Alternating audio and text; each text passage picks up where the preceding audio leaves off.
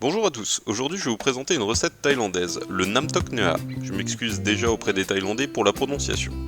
Chez nous, on mange régulièrement thaïlandais et je suis vraiment très heureux de vous présenter cette première recette qui ouvre le bal pour une suite de vidéos thaïlandaises. Le Nam Tok est une genre de salade explosive. Rassurez-vous, vous n'y laisserez pas votre peau, mais en bouche ce sera une explosion de saveurs.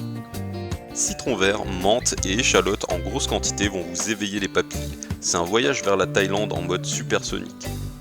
Il est servi habituellement avec du riz gluant, mais si vous n'en avez pas, pour une première, vous pouvez tout à fait utiliser un riz long blanc. On est parti pour la liste des ingrédients. 2 à 3 citrons verts, du piment en flocons en fonction de votre goût, 1 cuillère à soupe de sucre de canne, 1 cuillère à soupe de poivre noir moulu, 2 cuillères à soupe de sauce soja light, 2 cuillères à soupe de fish sauce, 20 à 30 feuilles de menthe, 3 ou 4 échalotes, 3 cuillères à soupe de riz blanc, une dizaine de feuilles de ciboulette et 2 entrecôtes ou du faux filet. Pour l'épaisseur, voyez environ 1 cm. On va commencer par faire mariner notre viande. Versez dessus les 2 cuillères à soupe de sauce soja et massez-la de vos petits doigts de fée recto et verso. Versez ensuite la cuillère à soupe de poivre en 2 fois sur le recto et le verso. Refaites-lui ensuite un petit massage. Et attention, je vous vois venir, pas une cuillère à soupe de timide, une cuillère à soupe de viking, bien pleine.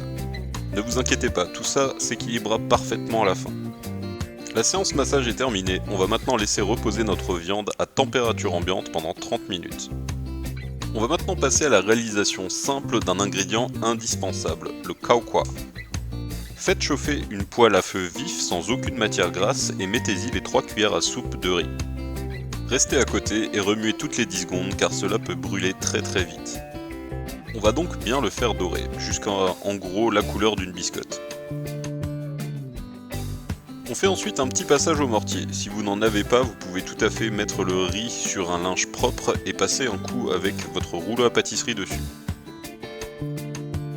Concassez-le mais pas trop fin, on ne cherche pas à obtenir de la farine.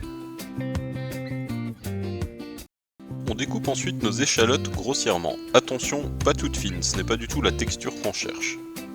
Faites-en de même avec votre ciboulette. On passe maintenant à la cuisson de notre viande. Mettez une poêle à chauffer sur feu vif avec de l'huile d'arachide ou une huile végétale neutre. La cuisson recherchée est à point, surtout pas bleue ni saignante, à point. Point. Sortez ensuite votre viande de la poêle et laissez-la se reposer une dizaine de minutes sur une planche. Retirez ensuite le gras et les nerfs qui s'y trouvent.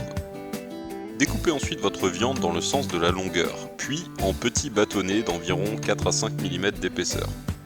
Réservez-la ensuite dans un saladier en prenant soin de récupérer le jus de la viande qui est resté sur la planche en bois. On passe au mélange.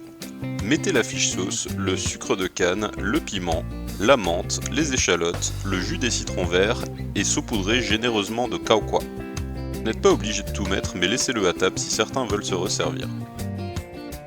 Finissez par la ciboulette et ne me demandez pas pourquoi, puis mélangez le tout. Votre Nam Tok est maintenant prêt, surtout n'allez pas me le réchauffer, c'est une salade. Un petit mot quand même au sujet du piment, vous n'êtes pas sans savoir que les Thaïlandais mangent très pimenté.